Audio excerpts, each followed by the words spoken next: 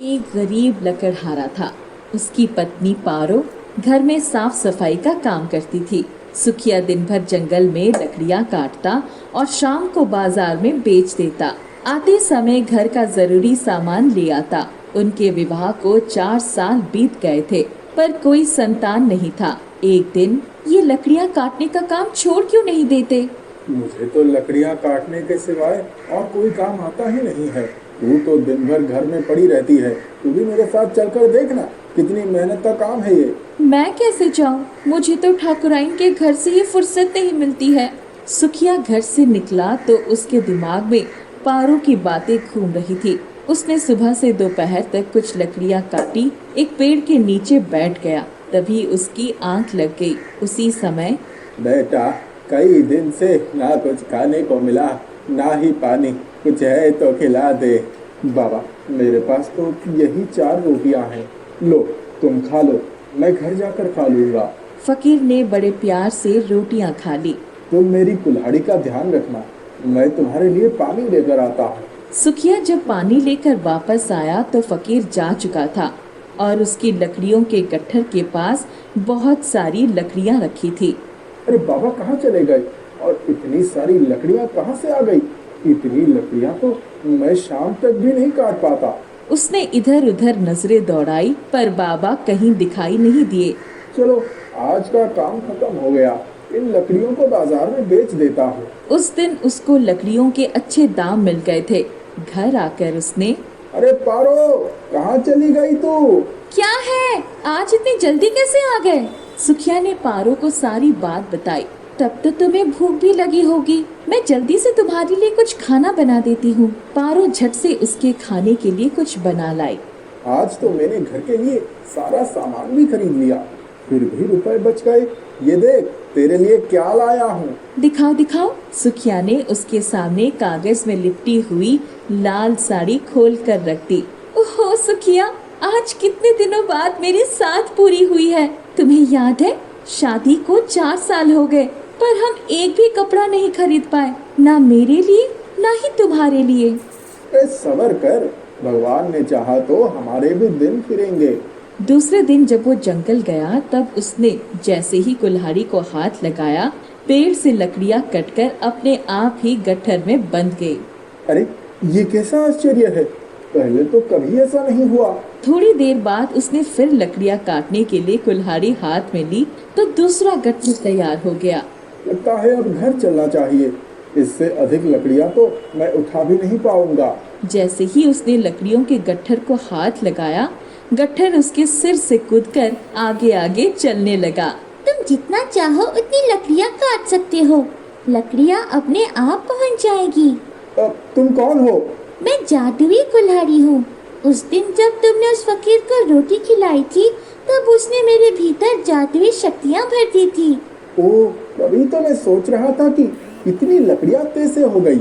सुखिया के पास शाम तक बहुत सारी लकड़ियां हो गई। उस दिन जब वो बाजार में लकड़ियां बेचने गया तो उसको बहुत सारे पैसे मिले। उसने घर के जरूरी सामान के अलावा और भी बहुत सारा सामान खरीद लिया। जब घर आया तो, अरे ये क्या, इतना सारा सामान, कोई खजाना हाथ लग गया है क्या?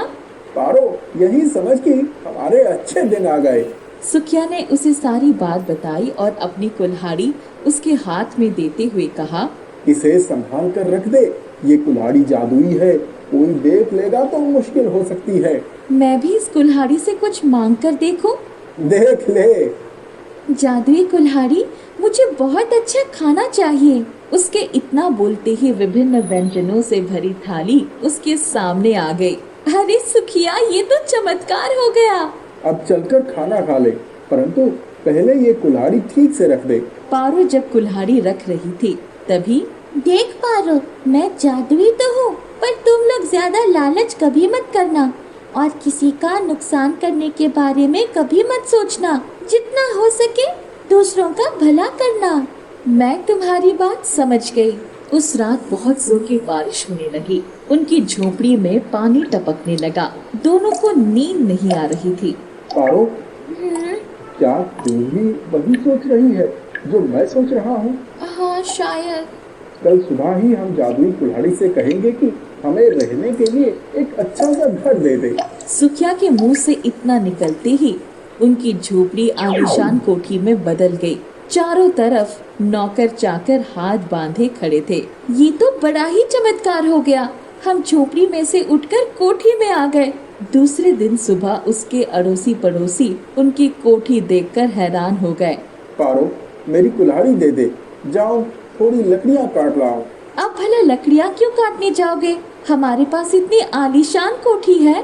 देख पारो, हमें अपना काम कभी नहीं छोड़ना चाहिए। जादू से आई चीजें जादू से जा भी सकती हैं। कहते तो तुम ठीक ही हो। इसका मतलब मुझे भी काम पर जाना चाहिए। बिल्कुल जाना चाहिए। कोई कुछ पूछे कि इतनी बड़ी कोठी कैसे बन गई तो क्या कहूँ? जो सच है वही बता देना, हमने चोरी थोड़ी की है। सुखिया अपनी कुल्हाड़ी लेकर चला गया और पारो अपने काम पर चली गई। काम पर जाते ही, अरे पारो, हम तो सुने रातों रात तुम्हारी झोपड़ी कोठी में बदल गई। ये कैसे हुआ? सब ऊपर वाले की दया है मालकिन। तुम काम करने आई हो? जी मालकिन, हमारा आदमी लकड़ियाँ काटने गया तो हम घर में बैठे क्या करते। पारो अपना काम करके वापस आई तो रास्ते में भी औरतें यही सवाल पूछने लगी। सब ऊपर वाले की दया है बहन। यही कहते हुए वो घर आ गई। घर आते ही उसने देखा कि सुखिया पहले से ही घर में बैठा था। इतनी जल्दी कैसे आ गए? तबीयत थोड़ी भारी लग रही है, जरा काढ़ा बनाकर दे दे। जादुई कुल्हाड़ी, सुखिया की तबीयत ठीक कर दो। अरे मैं तो बिल्कुल ठीक हो गया। सुनो जी, हम इस कुल्हाड़ी से दूसरों की मदद क्यों नहीं करते? क्या और कैसी मदद? हमारे आसपास हमारे जैसे ही कितने लोग हैं जिनके पास दवा के पैसे नहीं जुटते। हम उनका मुफ्त इलाज करेंगे। तू सही कह रही है। दोनों ने मुफ्त में गरीबों का इलाज शुरू कर दिया। दूसरे गांव से भी लोग उनसे इलाज करवाने आने लगे। पारो कुल्हाड़ी किसी के सामने नहीं लाती थी। गांव के हकीम सुजान सिंह को जैसे ही पता चला कि सुखिया के यहाँ अपना मुफ्त इलाज करवाने वालों की भीड़ लगी रहती है, मेरी तो हकीमी खतरे में पड़ जाएगी। चलकर देखना पड़ेगा कि आखिर वो कैसे इलाज करते हैं। सुजान सिंह एक दिन पेट दर्द का बहाना करके उनके घर आया। हकीम साहब, आप यहाँ? अरे भाई, 2 दिन से पेट में दर्द हो रहा है, जरा मुझे भी देख लो। आप यहीं बैठिए, मैं आती हूँ। जब वो कुल्हाड़ी के पास गई तो, पारो, उस आदमी को कुछ नहीं हुआ, उसको कह दो वो बिल्कुल ठीक है। ठीक है। पारो सुजान सिंह के पास गई। हकीम साहब, आप हमारी परीक्षा लेने आए हैं? आपको तो कुछ भी नहीं हुआ है। इतना सुनते ही भीड़ में खड़े लोगों ने हाकिम की धुनाई शुरू कर दी। अब बेकार में सबका समय खराब कर दिया। हाकिम लुटा पिटा घर आ गया। लगता है इस गांव से दाना पानी उठ गया है, मुझे कहीं और जाना पड़ेगा। सुखिया और पारो का जीवन सुखी हो गया। कुछ दिनों बाद उनके घर में एक बेटी भी पैदा हुई। जादुई कुल्हाड़ी